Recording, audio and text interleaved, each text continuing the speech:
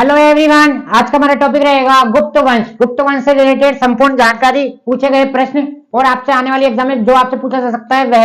आइए चर्चा को चालू करते हैं और चीजों को समझने का प्रयास करते हैं। All SSC exam, railway exam और जो भी आप एग्जाम देना चाहते हैं उनके लिए वेरी वेरी इंपॉर्टेंट सेशन। तो आइए सेशन को चालू करते हैं। सबसे पहले बात करेंगे गुप्त वंश का उदय कहां से हुआ था, कौन सी जगह से हुआ था, संस्थापक कौन थे और चर्चा करेंगे। आइए इसका देखो, गुप्त वंश का उदय हुआ था कौशाम्बी से। कहां हुआ था? कौशाम्बी से। सबसे पहले आपको जगह याद होनी चाहिए, कहां से हुआ था? कौशाम्बी से। ठीक है, यहां तक के पॉइंट क्लियर हो गए। गुप्त वंश के संस्थापक, संस्थापक का नाम था श्रीगुप्त। क्या नाम था? श्रीगुप्त जी। ठीक है, श्रीगुप्त। और इन्होंने क्या है, महाराज की उपाधि धारण की थी। तो ये दोनों आप इसको याद रखेंगे। ठीक है, यहां तक के पॉइंट क्लियर हो गए। गुप्त वंश का उदय कौशाम्बी, और कौशाम्बी कहाँ है? प्रयाग के निकट है। श्रीगुप्त ने महाराज की उपाधि धारण की थी। अब बात करते हैं आगे।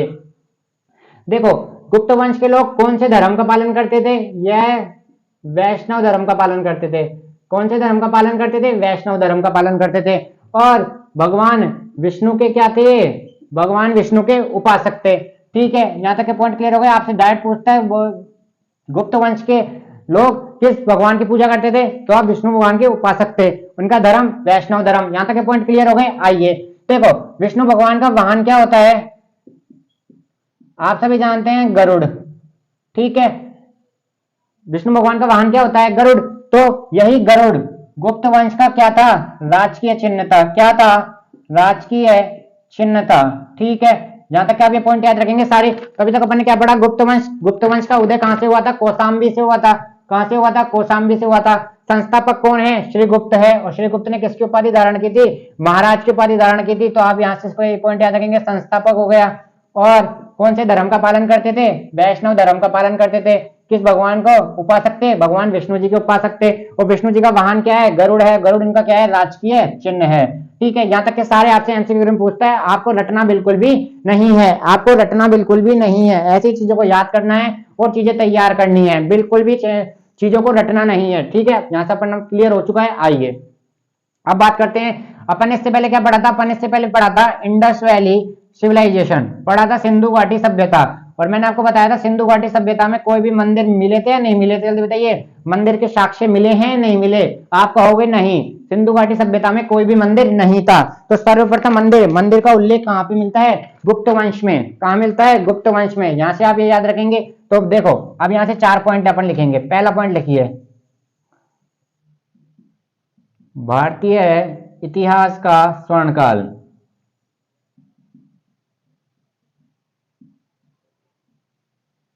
स्वर्णकाल। ठीक है, यहां से ये पहला पॉइंट। नंबर 2 पॉइंट क्या होगा? भारतीय इतिहास का स्वर्णकाल।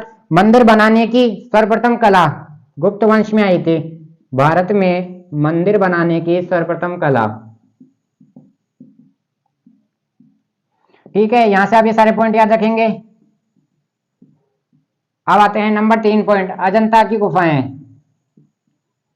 नाम आपने सुना होगा। अधिकतर अजंता की गुफाएं किस शासनकाल में बनी? गुप्त वंश के शासनकाल में बनी। तो यहाँ से 3 पॉइंट और याद रखेंगे, नोट डाल के लिखना तीनों पॉइंटों को। भारतीय इतिहास का स्वर्णकाल गुप्त वंश के शासनकाल को कहा गया। भारत में मंदिर बनाने की सर्वप्रथम कला कहां से आई? गुप्त वंश से आई। अजंता की गुफाएं कहां से रिलेटेड है? गुप्त वंश से रिलेटेड है। और एक सबसे इंपॉर्टेंट पॉइंट नंबर 4, धामेक स्तूप। यह भी कहां से रिलेटेड है? गुप्त वंश से रिलेटेड है। जब मैंने आपको पढ़ाया था भगवान बुद्ध के बारे में, तो बुद्ध में अपन ने क्या पढ़ा था? स्तूप। ये बात पूछा गया सवाल है एसएससी का, स्तूप रिलेटेड होते हैं। स्तूप किससे रिलेटेड है? स्तूप है भगवान बुद्ध की मृत्यु से रिलेटेड। किससे रिलेटेड है? भगवान बुद्ध की मृत्यु से रिलेटेड है होते हैं स्तूप। यहां तक के पॉइंट क्लियर हो गए? जल्दी बताइए सारे, यहां तक के पॉइंट क्लियर हो गए। अब आइए, संस्थापक थे श्रीगुप्त। अब श्रीगुप्त का उत्तराधिकारी कौन हुआ? श्रीगुप्त के उत्तराधिकारी हुए थे घटोत्कच। कौन हुए थे श्रीगुप्त के उत्तराधिकारी? घटोत्कच। ठीक है, तो बहुत बार पूछता है गुप्त वंश के द्वितीय शासक कौन थे? प्रथम शासक तो कौन थे? श्रीगुप्त महाराज। दूसरे थे घटोत्कच। आइए, तो ये घटोत्कच का है ना, इसके बारे में आपसे कुछ नहीं पूछेगा, लेकिन नाम बहुत बार पूछता है। घटोत्कच निम्नलिखित में से किस वंश से संबंधित है? तो यह आपको बताना है, वह गुप्त वंश से संबंधित है। अब यहां से आता है इंपॉर्टेंट चीज। इंपॉर्टेंट चीज क्या होती है? गुप्त वंश का प्रथम महान सम्राट कौन था? गुप्त वंश का प्रथम महान सम्राट कौन था? उस महान सम्राट का नाम था चंद्रगुप्त प्रथम। क्या नाम था उसका? चंद्रगुप्त प्रथम। तो बहुत बार सवाल पूछा है गुप्त वंश का प्रथम महान सम्राट कौन थे? वह थे चंद्रगुप्त प्रथम। कौन थे? चंद्रगुप्त प्रथम। और क्यों थे? आइए चर्चा को चालू करेंगे और चीजों को समझने का प्रयास करेंगे। चंद्रगुप्त प्रथम, सबसे पहले इंपॉर्टेंट बात क्या आती है? गुप्त वंश का प्रथम महान शासक। पहला पॉइंट आप यहां से लिखेंगे, गुप्त वंश का प्रथम महान शासक। प्रथम महान शासक, रटना बिल्कुल भी नहीं है, चीजों को समझना है। तो यह गुप्त वंश का कौन सा राजा हो गया? तीसरा राजा हो गया। कैसे?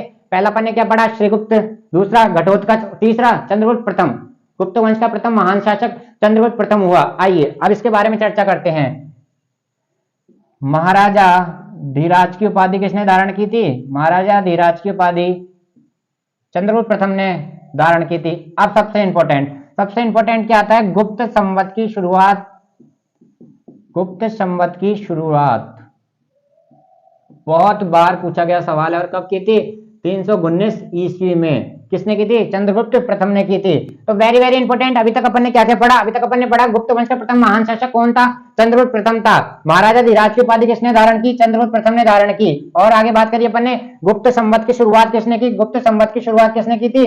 चंद्रगुप्त प्रथम ने की थी। यहां तक के पॉइंट क्लियर हो गए? आगे बढ़ते हैं। आइए देखो, चंद्रगुप्त प्रथम को क्या किया था? क्यों याद किया जाता है? साम्राज्य विस्तार के लिए याद किया जाता है। किसके लिए? साम्राज्य विस्तार के लिए भी इसको याद किया जाता है, क्योंकि प्रथम शासक था जिसने अपने साम्राज्य का विस्तार करना चाहा कि मेरा साम्राज्य बड़ा होना चाहिए। ठीक है, इससे पहले दो हुए, श्रीगुप्त और घटोत्कच ने ऐसा कुछ नहीं करा। इसने पहला शासक था जिसने साम्राज्य विस्तार का प्लान लाया। आइए, इसने विवाह किससे किया था? लिच्छवी कुमारी देवी जी से इसने विवाह किया था। वेरी वेरी इंपॉर्टेंट नाम है, इस बात का आप लोग ध्यान रखेंगे। आइए, इसने सिक्के जारी करवाए। इसने सिक्के जारी करवाए। सिक्के भी क्या थे? दो प्रकार के सिक्के थे। एक तो राजा रानी प्रकार के सिक्के, एक तो राजा रानी प्रकार के सिक्के, और दूसरा था युद्ध प्रकार के सिक्के। एक तो राजा रानी प्रकार के सिक्के और दूसरा था विवाह प्रकार के सिक्के।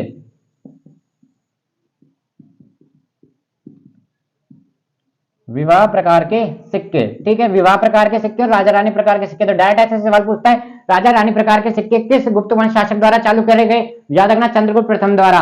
और विवाह प्रकार के सिक्के, विवाह प्रकार के सिक्के किसके द्वारा चालू किए गए? चंद्रगुप्त प्रथम के द्वारा। अभी मैंने युद्ध प्रकार के सिक्के बोला था, वह किसे, वह वो कौन करेगा? वह इसका उत्तराधिकारी कौन होगा? समुद्रगुप्त। वह इसके सिक्के जारी करेगा। ठीक है, यहां तक पॉइंट क्लियर होगा? जल्दी बताइए आगे। समुद्रगुप्त जारी करेगा युद्ध प्रकार के सिक्के। तो अभी तक अपन को इसने तो दो ही सिक्के जारी करे, कौन कौन से?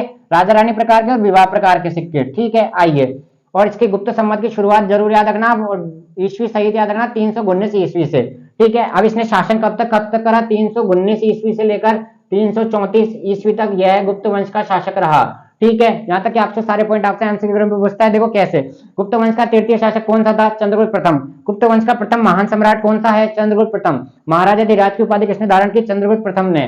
आज ये गुप्त संवत की शुरुआत किसने की? ये तो वेरी वेरी इंपॉर्टेंट, क्योंकि अभी आएगा आगे विक्रम संवत, उसके बारे में मैं आपको बताऊंगा। गुप्त संवत की शुरुआत किसने की? चंद्रगुप्त प्रथम ने। अब आता है अगला, प्रथम गुप्त वंश कौन सा शासक था जिसने साम्राज्य विस्तार करा? वह था चंद्रगुप्त प्रथम। लिच्छवी कुमारी देवी से किसने विवाह किया? चंद्रगुप्त प्रथम। ये नाम है ना, वेरी वेरी इंपॉर्टेंट नाम है, क्योंकि इस नाम से आगे कुछ एक उपाधि आएगी, इसलिए इंपॉर्टेंट है। सिक्के जारी करे इसने। अब डायरेक्ट पूछता है, राजा रानी प्रकार के सिक्के किसने जारी करे? चंद्रगुप्त प्रथम ने। विवाह प्रकार के सिक्के किसने जारी किए? चंद्रगुप्त प्रथम ने। यहां तक के पॉइंट आपको क्लियर हो चुके होंगे। आइए देखो, अब लिखिए आप नोट डाल के क्या लिखना है? आइए सबसे पहले लिखिए नोट डाल के। अब अपन बात करेंगे गुप्त वंश की, चंद्रगुप्त प्रथम की नहीं करेंगे। गुप्त वंश के शासकों द्वारा कॉइन, सिक्के जारी करे गए।